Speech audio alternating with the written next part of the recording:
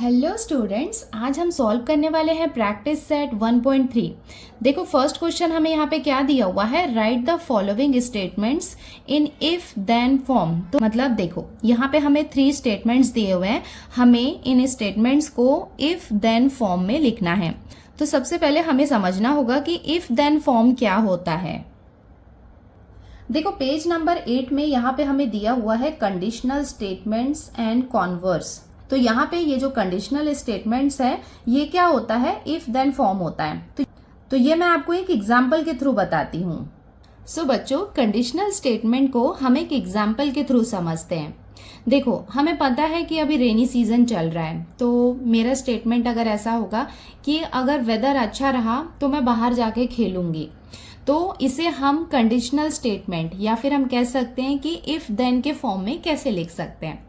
सो मैं ऐसा लिख सकती हूं, if the weather is nice then I will play outside. So आप देख सकते हो बच्चों कि यहाँ पे मैंने इफ और यहाँ पे देन का यूज किया है। इफ का मतलब हिंदी में क्या होता है, यदि, अगर ऐसा हुआ देन मतलब फिर मैं क्या करूंगी। If weather is nice then I will play outside, अगर मौसम अच्छा रहा तो मैं बाहर खेलूंगी। तो यहाँ पे इस तरीके से ये क्या है, एक कंडीशनल स्टेटमेंट है, मतलब कि यहाँ पे एक कंडीशन है, अगर ये फुलफिल हुई देन फिर मैं ऐसा करूंगी। तो इसे हम क्या कहते हैं, कंडीशनल स्टेटमेंट। मतलब एक नॉर्मल स्टेटमेंट दिया होगा उसे हमें इफ देन के फॉर्म में लिखना है, मतलब इफ अगर ऐसा हुआ देन मैं ऐसा करूंगी। सेकेंड एग्जाम्पल हम ले लेते हैं, if the team wins the semi-final then the team will play in the championship। अब हम सेकेंड एग्जाम्पल को देखते हैं। तो देखो यहाँ पे भी इफ लिखा है और यहाँ पे देन है। देखो यहाँ पे कंडीशनल स्टेटमेंट क्या है, कंडीशन यहाँ पे ये है, if the team wins the semifinal, अगर टीम सेमीफाइनल में जीतेगी then the team will play in the championship, मतलब अगर वो सेमीफाइनल में जीतती है तभी वो चैंपियनशिप के लिए खेलेगी, है ना। तो इसका मतलब यहाँ पे क्या है कि एक कंडीशन है, कंडीशन ये है कि उसे सेमीफाइनल में जीतना होगा तभी वो चैंपियनशिप में पार्टिसिपेट कर सकती है। तो ये क्या हुए, इफ देन वाले कंडीशनल स्टेटमेंट हुए। आई होप आपको अभी समझ में आ रहा होगा कि इफ देन वाले स्टेटमेंट्स कैसे लिखने हैं। सो अब हम आ जाते हैं टेक्स्ट बुक में और यहाँ पे इसकी डेफिनेशन देख लेते हैं। देखो यहाँ पे क्या दिया हुआ है, the statements which can be written in the if then form are called conditional statement. तो कभी कभी क्वेश्चन आता है व्हाट इज कंडीशनल स्टेटमेंट, तो आपको पता होना चाहिए कि जो भी स्टेटमेंट इफ देन के फॉर्म में लिखा हुआ होता है उसे हम कहते हैं conditional statement. The part of the statement following if is called an antecedent. ये आपको पता होना चाहिए कि जो पार्ट इफ से स्टार्ट हो रहा है, मतलब जो इफ वाला स्टेटमेंट होता है ना, उसे हम कहते हैं antecedent. And the part following then is called the consequent. And then के बाद जो स्टेटमेंट होता है उसे हम कहते हैं कॉन्सिक्वेंट। देखो यहाँ पे जो हमने एग्जाम्पल देखा था ना, if the weather is nice, तो ये वाला पार्ट क्या होगा, इसका एंटीसीडेंट होगा। और देन के बाद जो होगा, then I will play outside, ये वाला पार्ट क्या होगा, कॉन्सिक्वेंट। देखो फर्स्ट क्वेश्चन यहाँ पे हमें क्या दिया हुआ है, write the following statements in if then form. देखो स्टेटमेंट यहाँ पे हमें क्या दिया हुआ है, the opposite angles of a parallelogram are congruent. इसका मतलब कि जो पैरेललोग्राम होता है उसके ऑपोजिट एंगल्स क्या होते हैं, कॉन्ग्रुएंट होते हैं। तो इसे हम इफ देन फॉर्म में कैसे लिख सकते हैं। तो देखो पैरेललोग्राम क्या होता है, एक क्वाड्रिलेटरल होता है। क्वाड्रिलेटरल का मतलब क्या होता है, जिसके 4 साइड्स होते हैं। तो देखो इसका आंसर हम कैसे लिख सकते हैं। अभी देखो फर्स्ट क्वेश्चन लिखूंगी तो आपको थोड़ा कंफ्यूजिंग लगेगा, बट आप जैसे जैसे सॉल्व करते जाओगे आपको समझ में आता जाएगा। तो हमें पता है कि हमें स्टेटमेंट किससे स्टार्ट करना है, इफ से स्टार्ट करना है। तो यहाँ पे हम लिख लेते हैं इफ। देखो यहाँ क्या दिया हुआ है, the opposite angles of a parallelogram are congruent. तो हम किसकी बात कर रहे हैं, पैरेललोग्राम की। और पैरेललोग्राम क्या होता है, एक क्वाड्रिलेटरल होता है। तो मोस्ट ऑफ द आंसर में हमें क्या करना है कि जो भी हमें फिगर दिया होगा, वो ट्रायंगल है या फिर वो क्वाड्रिलेटरल है, वो हमें यहाँ पे स्टेटमेंट में यूज़ करना होता है। तो ये एक ट्रिक है, जैसे एक पैरेललोग्राम है तो वो एक क्वाड्रिलेटरल है, तो वो हम यहाँ पे यूज़ करेंगे। मतलब स्टेटमेंट में नहीं दिया है बट उसे हमें यूज़ करना है। तो ये हम कैसे लिख सकते हैं, if a quadrilateral is a parallelogram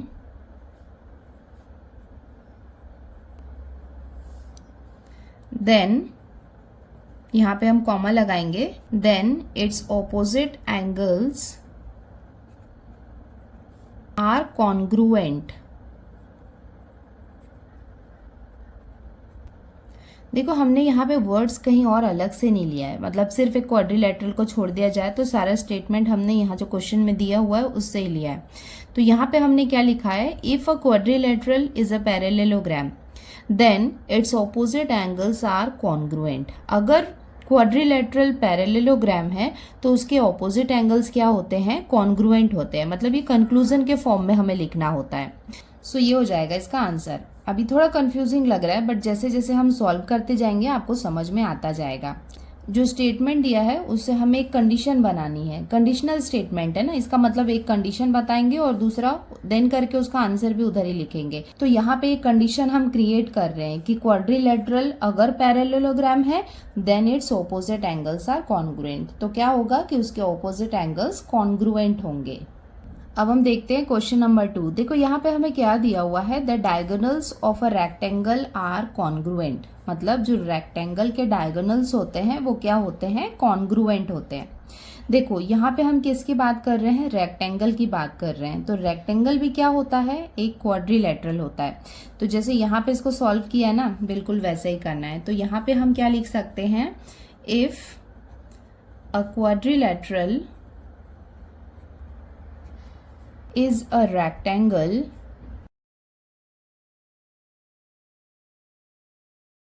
then its diagonals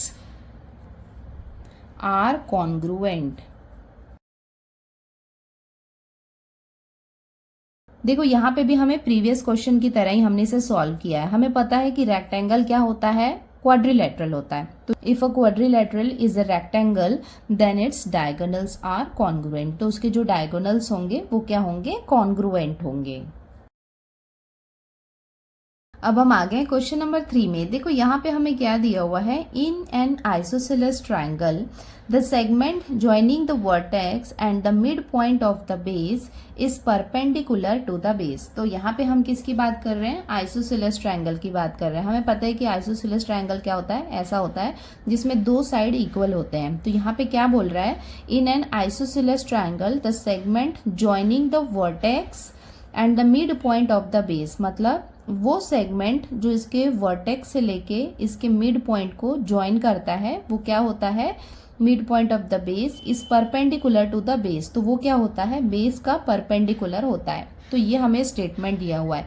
अब हमें इसे क्या करना है, इफ एंड देन फॉर्म में लिखना है। देखो मैंने आपको कई बार बोला है कि ये इसका एक ट्रिक है कि जो भी स्ट्रक्चर हमें दिए हुए होते हैं ना वो हमें स्टेटमेंट में ऐड करना होता है। जैसे यहाँ पे हमें दिया हुआ है आइसोसेलेस ट्रायंगल। तो आइसोसेलेस ट्रायंगल भी क्या है, एक टाइप का ट्रायंगल ही है ना।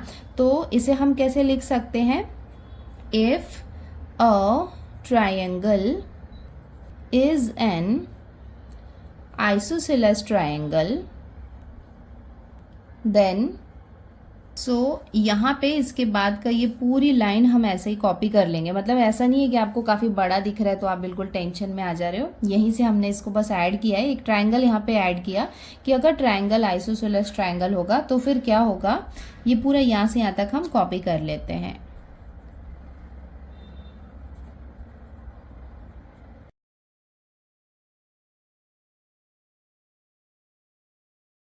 सो इसका स्टेटमेंट हमने कैसे लिख लिया, if the triangle is an isosceles triangle, comma लगाया, then the segment joining the vertex and the mid point of the base is perpendicular to the base, और ये हो जाएगा इसका आंसर। अभी थोड़ा कॉम्प्लिकेटेड लगेगा बट जैसे जैसे आप सॉल्व करोगे सारे एग्जाम्पल्स के जितने भी क्वेश्चंस हैं उन सबको आप पढ़ो कि इफ देन फॉर्म में कैसे दिया हुआ है, तो धीरे धीरे आपको हैबिट हो जाएगी और फिर ये इजी लगने लगेगा। हम आते हैं इसके क्वेश्चन नंबर 2 में। देखो यहाँ पे हमें क्या दिया हुआ है, write converses of the following statement. तो हमें जो स्टेटमेंट्स दिए हुए हैं ना वो क्या है, उन्हें हमें कॉन्वर्सेस फॉर्म में लिखना है। देखो कॉन्वर्सेस मतलब क्या होता है ना, जो हमने कंडीशनल स्टेटमेंट देखा था ना इफ देन फॉर्म में, उसका जस्ट उल्टा हमें लिखना है। मतलब रहेगा तो वैसे ही, हम इफ और देन ही यूज करेंगे, बट जिस तरीके से अभी लिख रहे थे तो वैसा उसका उल्टा हमें लिखना है। मतलब पहले कंक्लूजन जैसा लिखेंगे, उसके बाद मेन पॉइंट में हम लास्ट में स्टेटमेंट में आएंगे। एक दो क्वेश्चन सॉल्व करते हैं तो आपको समझ में आ जाएगा।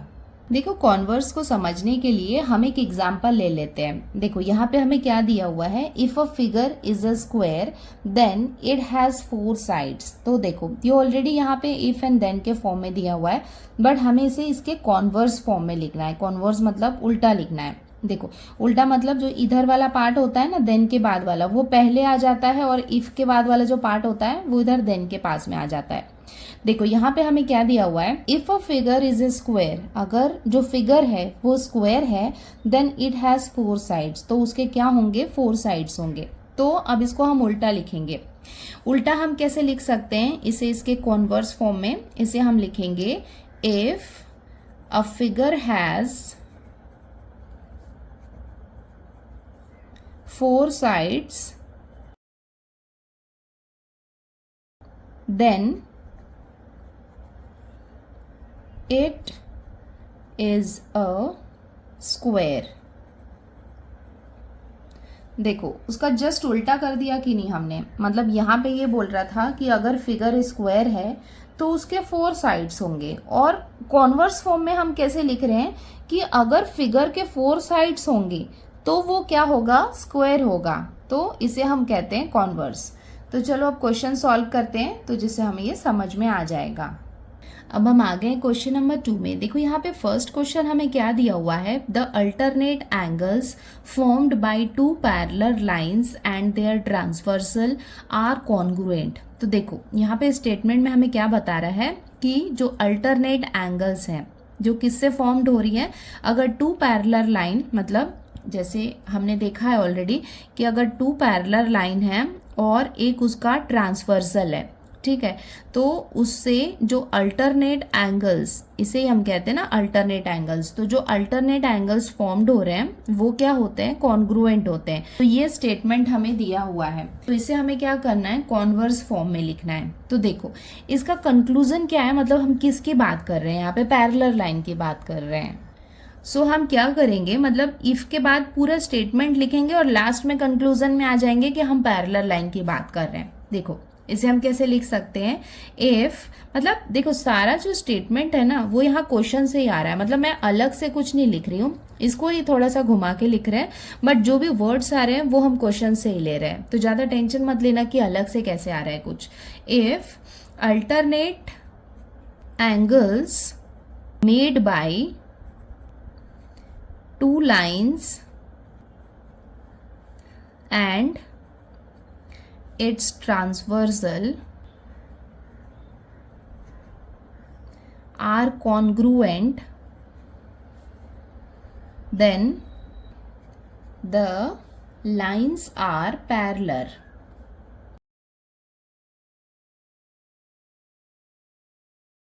देखो यहाँ पे हमने स्टेटमेंट कैसे लिखा, if alternate angles made by 2 lines and their transversal are congruent then the lines are parallel. मतलब हम पैरेलल लाइन क्या है, यहाँ पे कंक्लूजन है, मतलब इधर होना चाहिए, बट हम यहाँ पे क्या कर रहे हैं, देन के बाद लिख रहे हैं। तो ये क्या हुआ, उसका कॉन्वर्स हुआ कि अगर अल्टरनेट एंगल बन रहे हैं, किससे बन रहे हैं, 2 लाइन से बन रहे हैं और उसके ट्रांसवर्सल से बन रहे हैं, और वो कॉन्ग्रुएंट है, तो लाइन्स क्या होंगी, पैरेलल होंगी।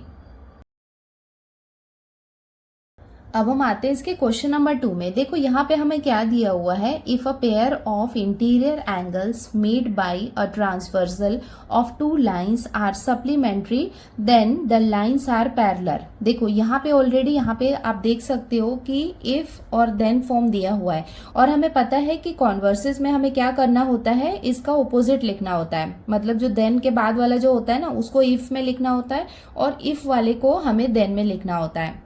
ये तो और ज़्यादा इजी है क्योंकि ये हमें कंडीशनल स्टेटमेंट में दिया हुआ है और इसका उल्टा हमें लिखना है। देखो यहाँ पे हम क्या करेंगे, जो देन के बाद वाला पार्ट है ना उसको हम यहाँ पे इफ लगा के लिख लेंगे। तो ये क्या हो जाएगा, if the lines are parallel दिया है तो हम 2 लाइन्स की बात कर रहे हैं, क्योंकि पैरेलल लाइन है तो यहाँ पे हम लिख लेते हैं if 2 lines are parallel then देखो उसके बाद यहां से ये पूरा पार्ट हमें कॉपी कर लेना है। Then the pair of the interior angles made by a transversal of 2 lines are supplementary. So यहाँ पे आप देख सकते हो द लाइन्स आर पैरेलल, तो यहाँ पे हमने इफ लगा दिया, if 2 lines are parallel, then लिख के यहां से लेके यहां तक का जो उसका बाकी रिमेनिंग पार्ट था वो हमने यहाँ पे कॉपी कर लिया। अब हम आगे इसके लास्ट क्वेश्चन में, देखो यहाँ पे हमें क्या दिया हुआ है, the diagonals of a rectangle are congruent. देखो यूजुअली जब हम इफ देन फॉर्म में लिख रहे थे तो मैंने आपको बताया था कि अगर रेक्टेंगल है तो रेक्टेंगल एक क्वाड्रिलेटरल होगा, तो उसका कंडीशनल स्टेटमेंट हम कैसे बना रहे थे, if a quadrilateral is a rectangle, तो कॉन्वर्स लिख रहे हैं। तो इसे हम कैसे लिख सकते हैं, if the diagonals of a quadrilateral are congruent, then that quadrilateral is a rectangle।